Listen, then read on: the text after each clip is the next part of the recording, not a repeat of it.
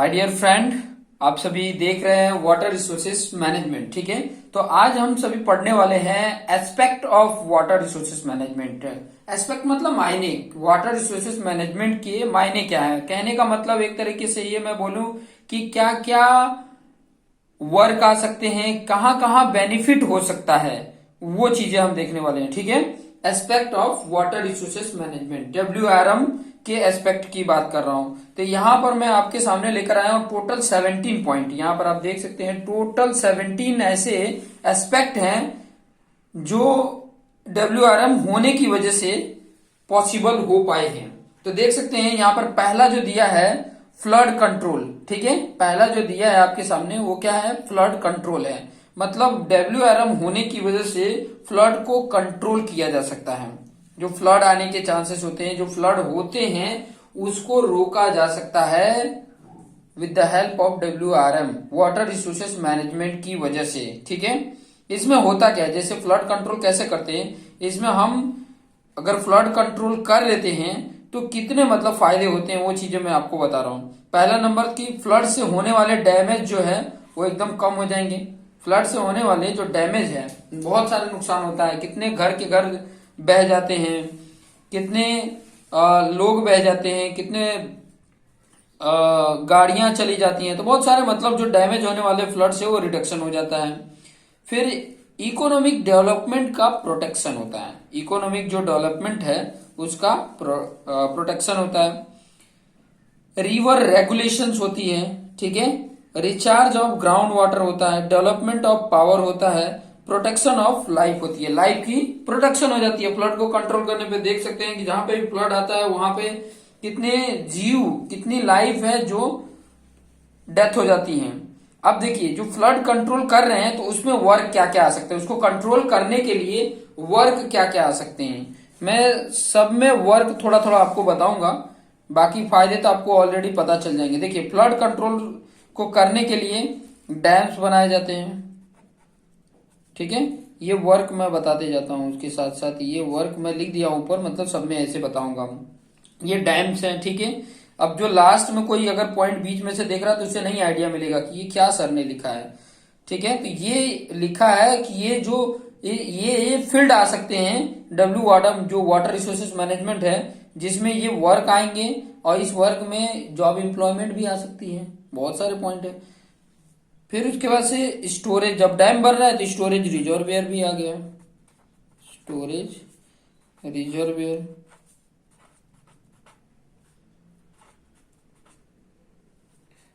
फिर उसके बाद से फ्लड वॉल्स आ जाएंगे। फ्लड वॉल्स, ठीक है, कुछ पॉइंट तो आप लोग भी लिख लेना। फ्लड वॉल्स है, channel improvement, pumping station, flood forecasting, ये सारे ये पॉइंट इसमें कवर हो जाएंगे।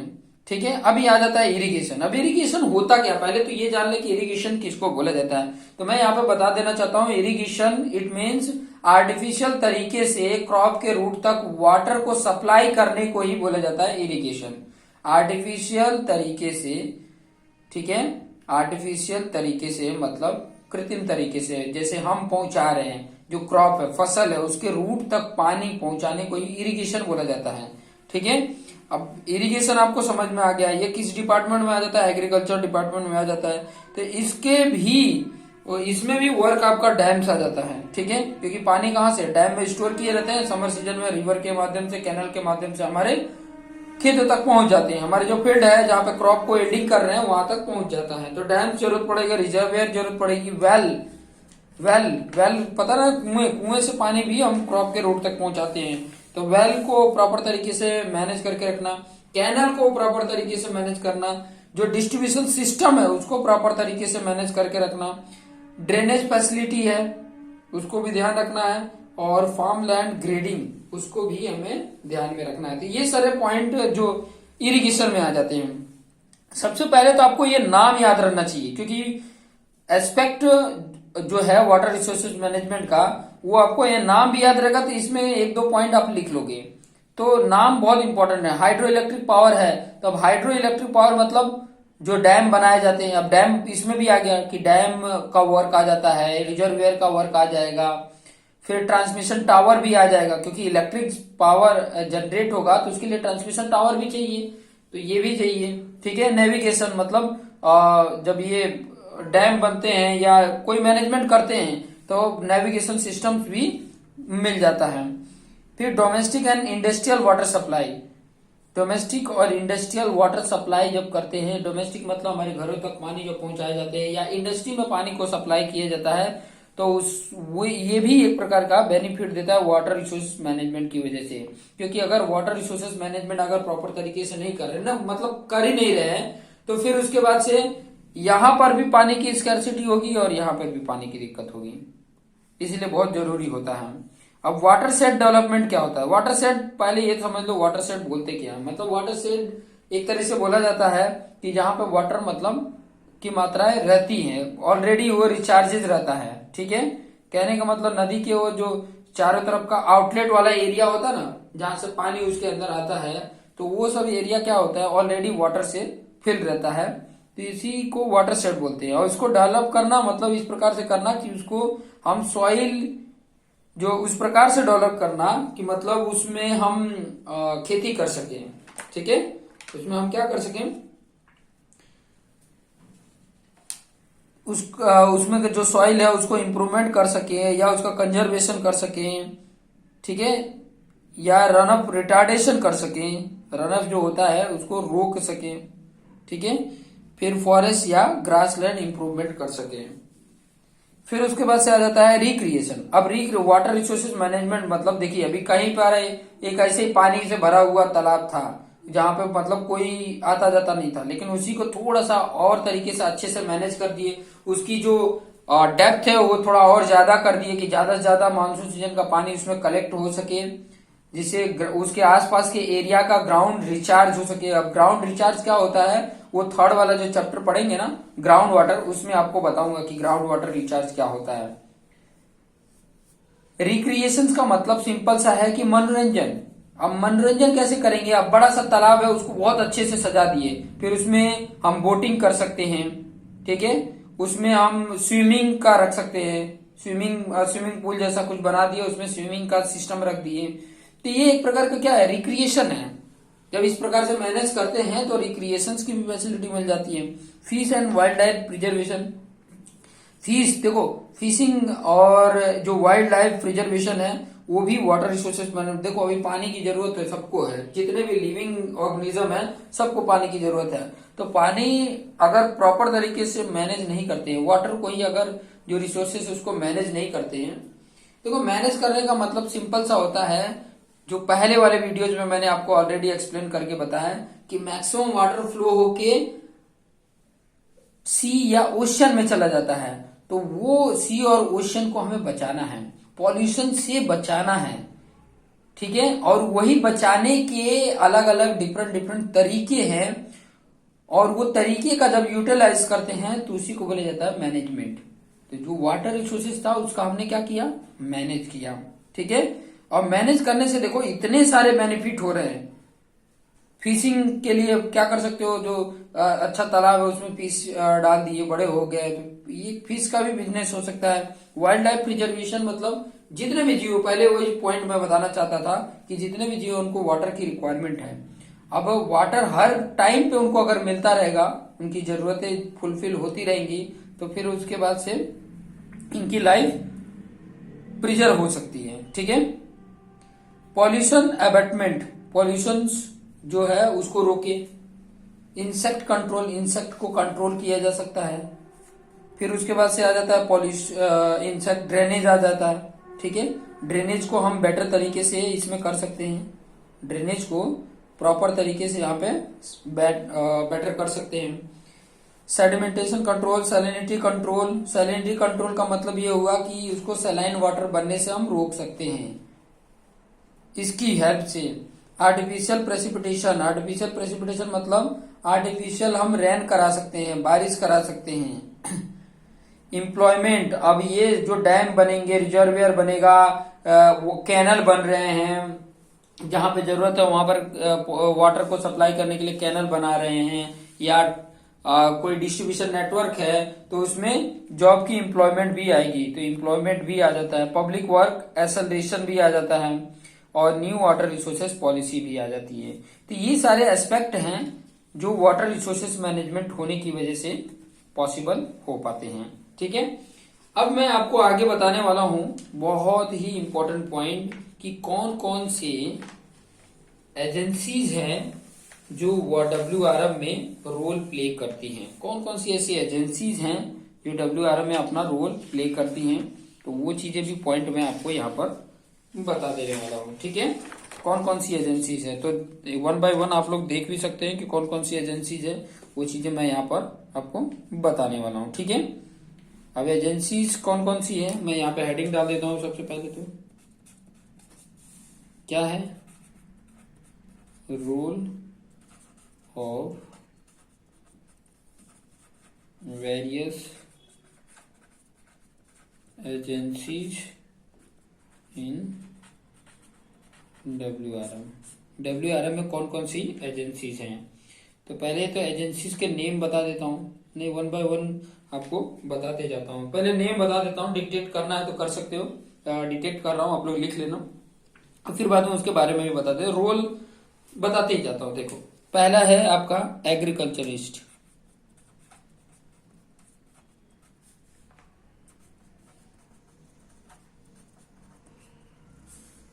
अब इसका रोल क्या है, ठीक है, रोल मैं बताते जाता हूं। ठीक है, ताकि आपको आइडिया मिल सके, आपको समझ में आ सके इनका रोल होता क्या है। तो एग्रीकल्चरिस्ट जो होता है उसका रोल होता है कि डेवलपमेंट करना डिफरेंट एडवांस इरिगेशन मेथड को, जो इरिगेशन एडवांस इरिगेशन मेथड है डिफरेंट डिफरेंट, उसको क्या करना, डेवलपमेंट करना। तो वही चीज लिख रहा हूं, development of different advance irrigation method.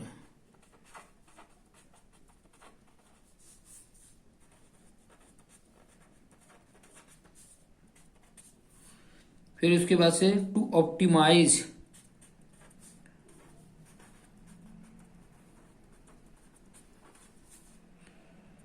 Crop production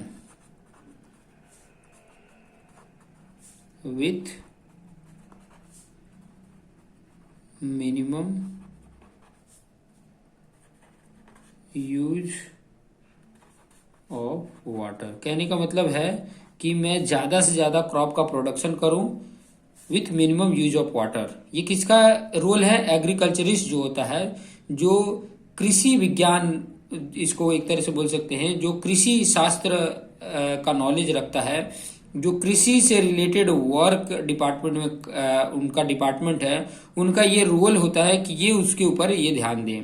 पहला कि जो डिफरेंट एडवांस इरिगेशन मेथड है उसको डेवलप करें, नए नए इरिगेशन मेथड लाएं कि कम वाटर यूज करके हम ज्यादा से ज्यादा ऑप्टिमाइज कर सकें क्रॉप प्रोडक्शन को। क्या करें, ऑप्टिमाइज। ऑप्टिमाइज का मतलब होता है अधिकतम। ठीक है, फिर नेक्स्ट पॉइंट अगर मैं इसमें बताऊं, नेक्स्ट पॉइंट तो मिनिमाइज कर सके wastage of water, minimise wastage of water. और क्या पॉइंट लिख सकते हैं, advise crop rotation, advise crop rotation, वो भी हम चेक कर सकते हैं, क्रॉप रोटेशन को चेक कर सकते हैं। तो ये तो पहला एजेंसी हो गई WRM की, ये क्या हो गई, पहली एजेंसी हो गई। दूसरी एजेंसीज की अगर मैं बात करूं तो वो आ जाता है जियोलॉजिस्ट। अब जियोलॉजिस्ट का काम क्या होता है, ठीक है, जियोलॉजिस्ट मतलब ये जो लैंड है, ठीक है, जो जमीन है उससे रिलेटेड ये बात करते हैं। तो इनका काम क्या होता है, ग्राउंड वाटर इन्वेस्टिगेशन करना।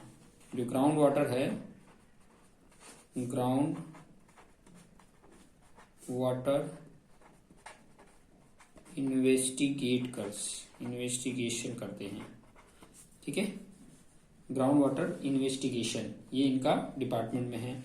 और ये क्या करते हैं, और इनका ये काम होता है कि जितने भी वेरियस हाइड्रोलिक स्ट्रक्चर है उनके फाउंडेशन, ठीक है, या डैम के लिए जो सुटेबल साइट होती है उसकी सिलेक्शन, ठीक है। तो क्या लिखेंगे, selection of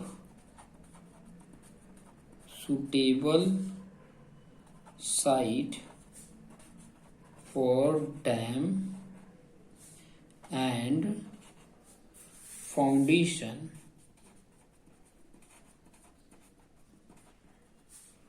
of various hydraulic structures। Next आ जाता है सिलेक्शन ऑफ सुटेबल मटेरियल। अभी इनका काम ये भी होता है कि जो कंस्ट्रक्शन डैम का होने वाला है या फाउंडेशन होने वाला है, तो इस कंस्ट्रक्शन के लिए सुटेबल मटेरियल का सिलेक्शन भी जियोलॉजिस्ट ही करते हैं कि कौन से टाइप का मटेरियल हम यूज करें कि मैक्सिमम टाइम तक ये टिके। तो ये काम भी कौन देता है, जियोलॉजिस्ट देता है, ठीक है। तो क्या देता है, selection of suitable material for construction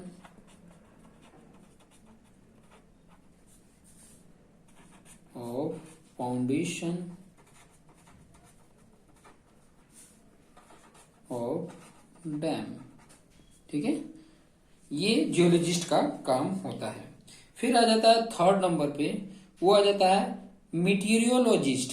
मीटीरियोलॉजिस्ट मीटीओरोलॉजिस्ट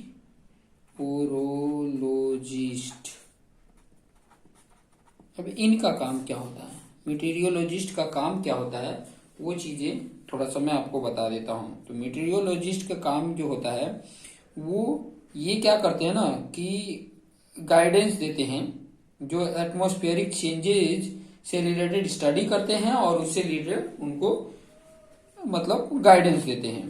तो ये क्या करते हैं, पहले नंबर तो इनको स्टडी ऑफ एटमॉस्फेरिक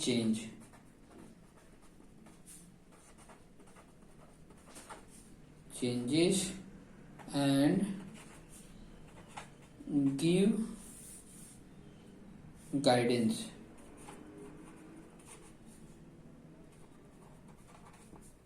ठीक है।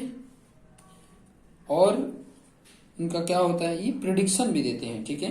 रेनफॉल होने वाला है कि नहीं होने वाला है, अगर इतने साल का पहले इतना रेनफॉल हुआ है, इतने साल पहले इतना अगर रेनफॉल हुआ है तो इस ईयर कितना बारिश होगा, वो इसका प्रिडिक्शन दे सकते हैं, प्रोबेबिलिटी दे सकते हैं। तो ये कौन देता है, मेट्रोलॉजिस्ट देते हैं।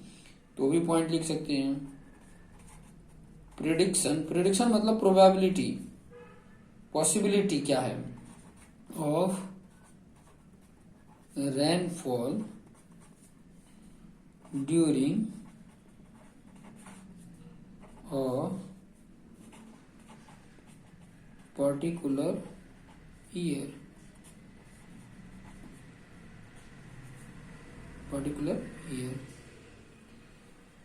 और क्या प्रिडिक्शन दे सकते हैं, ये प्रिडिक्शन ही देते हैं, ठीक है। प्रिडिक्शन ऑफ फ्लड, किसी जगह पे फ्लड आने की प्रिडिक्शन क्या है, या ड्राउट, ड्राउट मतलब सूखा पड़ना, एक्सेट्रा, ठीक है। तो ये मेटीरियोलॉजिस्ट का काम होता है। उसके बाद आता है साइंटिस्ट।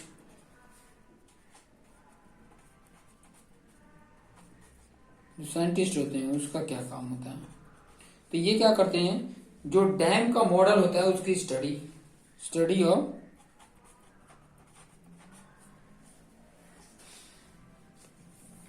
स्टडी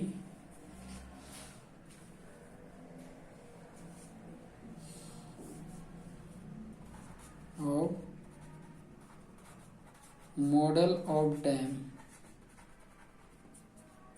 फिर एनवायरमेंट, कंस्ट्रक्शन ऑफ डैम के कारण एनवायरमेंटल पे क्या इम्पैक्ट पड़ता है उसकी भी स्टडी साइंटिस्ट करते हैं, ठीक है। क्या करते हैं, स्टडी ऑफ एनवायरमेंटल impact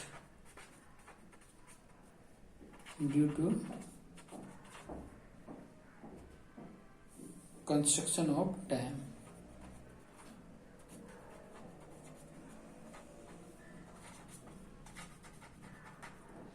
और क्या पॉइंट आ सकता है? ये सजेशन देते हैं मॉडल स्टडी के बाद। मॉडल डैम की मॉडल स्टडी को स्टडी करते हैं, उसके बाद सजेशन देते हैं। ठीक है, इनका काम सजेशन देना होता है। Give suggestion after model study.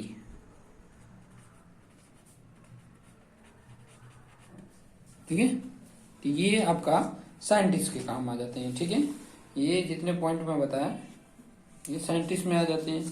Chemist आ जाता है, बायोलॉजिस्ट आ जाते हैं, वो भी पॉइंट थोड़ा थोड़ा मैं बता देता हूँ, थोड़े थोड़ा उनके बारे में गाइडलाइंस दे देता हूँ कि ताकि हमारे दिमाग में बैठा रहे। ठीक है, जैसे चौथा बता दिया, पांचवा अगर मैं बताऊं, केमिस्ट आ जाते हैं। अब केमिस्ट, इसमें इनका क्या, केमिस्ट की क्या एजेंसी रहती है? ठीक है, ये एक प्रकार की एजेंसी है। इनका रोल क्या होता है? तो ये वाटर की केमिकल एनालिसिस करते हैं। केमिकल एनालिसिस ऑफ वाटर, ये काम होता है। नेक्स्ट अगर देखेंगे, ये डिसाइड करते हैं ड्रिंकिंग वाटर स्टैंडर्ड है या नहीं है। ठीक है, केमिस्ट का काम होता है। टू, हालांकि अगर देखा जाए तो हम भी इस प्रकार से लेवल से पढ़ लेते हैं कि हमें भी आइडिया मिल जाता है कि ये ड्रिंकेबल है या नहीं है। To decide standard for drinking water.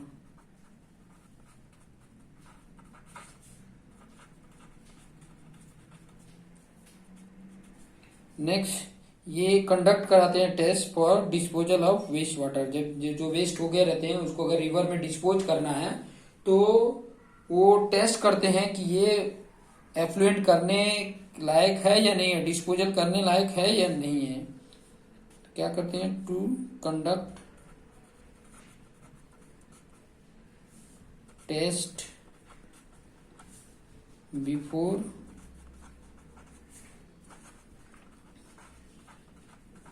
Disposal of waste water. Obviously अगर मान लीजिए कि कोई भी वेस्ट वाटर है उसको अगर डिस्पोज कर दिया डायरेक्ट रिवर में तो रिवर को पॉल्यूटेड करेगा और बहुत ज्यादा उसका अगर मान लीजिए जिस रिवर में फ्लो कराए और उसके जो ऑक्सीजन है उसकी मात्रा एकदम कम हो गई, 4 ppm से 4 मिलीग्राम पर लीटर के हिसाब से कम हो गई, तो उसकी एक्वेटिक लाइफ खराब हो जाएगी, मतलब उसमें रहने वाले जीव मर जाएंगे। तो ये भी ध्यान में रखना होता है। तो ये केमिस्ट रोल प्ले करता है, जिसकी वजह से फिर और क्या कर सकता है, ये स्टडी करता है, वही जो मैंने पॉइंट बताया था कि study and check, study and check on effluent disposal from industry।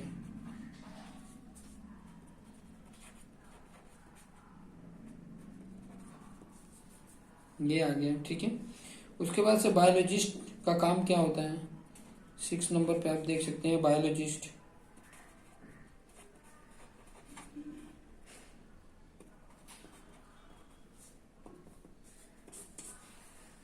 Biologist में भी देख सकते हैं कि ये क्या करते हैं, बायोलॉजिकल इम्प्योरिटीज देखते हैं, वाटर के अंदर बायोलॉजिकल इम्प्योरिटीज को देखते हैं।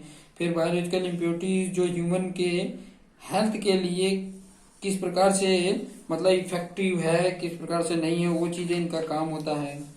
इंसेक्ट कंट्रोल आ जाता है। ठीक है, बाकी जो पॉइंट मैंने सॉरी बायोलॉजिस्ट हो जाते हैं, फिर एनजीओ आ जाते हैं। मैं अभी पॉइंट लिख देता हूँ, वो तो आप इसके बारे में अब लिख लोगे, जितना पॉइंट जिस प्रकार से मैंने बताया उस प्रकार से आप लोग लिख लोगे। 7th है। 8th नंबर पे इंडस्ट्रियल्स है, इंडस्ट्रीज है, मैकेनिकल इंजीनियर है, इलेक्ट्रिकल है, इसरो है।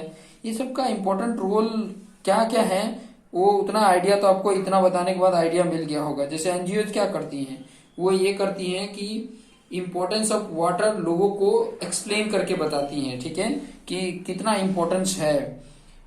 वो पब्लिक अवेयरनेस क्रिएट करती हैं, पब्लिक को अवेयर कराती हैं कि वाटर बहुत इंपॉर्टेंट है, इसकी रख रखाव बहुत जरूरी है, इसको पॉल्यूटेड ना करें, वेस्ट ना करें, ये कहा जाता है। इंडस्ट्री क्या करती है, इंडस्ट्रीज का इंपॉर्टेंट रोल जो होता है कि जो वेस्ट वाटर डिस्पोजल कर रहे हैं वो प्रॉपर तरीके से ट्रीटमेंट करके करे, वेस्ट वाटर जो है वाटर को वेस्टेज होने से कम करे, और जो वाटर का बिल है वो प्रॉपर तरीके से पे करे, और जो गवर्नमेंट की प्लानिंग है उसमें गवर्नमेंट का हेल्प करे। मैकेनिकल एनर्जी क्या करेगा, प्लानिंग और डिजाइनिंग करेगा, हाइड्रो पावर, इलेक्ट्रिक पावर के प्लांट के लिए डिजाइन करेगा, वाटर ट्रीटमेंट प्लांट का डिजाइन करेगा, डिजाइन ऑफ पंपिंग मशीन करेगा। तो बहुत सारे एजेंसीज हैं, ठीक है, तो ये एजेंसीज अपना अपना रोल प्ले करती हैं। अभी मेन जो इम्पोर्टेंट पॉइंट है एक वो बता देता हूँ, सिविल इंजीनियरिंग, ठीक है, एक जो इम्पोर्टेंट है, एक सिविल इंजीनियर भी तो है जो हम लोग हैं, ठीक है, सिविल इंजीनियर। अभी ये एक प्रकार की एजेंसी है। अभी इसका रोल क्या होता है, ठीक है, तो इसकी रोल मैं बता देता हूं कि वो planning and design of hydraulic structure, एक तो ये भी बना, इसकी भी प्लानिंग और डिजाइनिंग कर सकता है, ठीक है, स्ट्रक्चर्स हैं।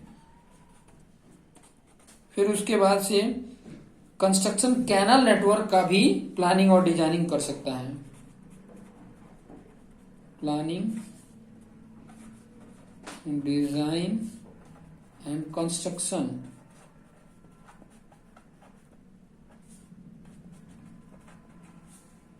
Of canal network. कैनल मतलब नहर, प्रोजेक्ट का कोऑर्डिनेशन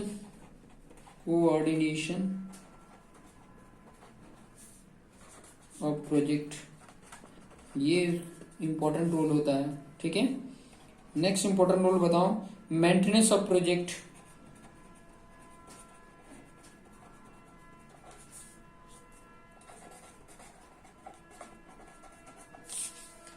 ये आ सकता है।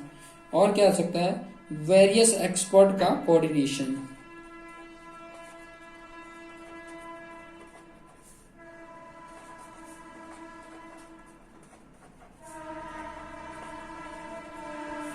ये सारे पॉइंट सिविल इंजीनियरिंग का इंपॉर्टेंट रोल है।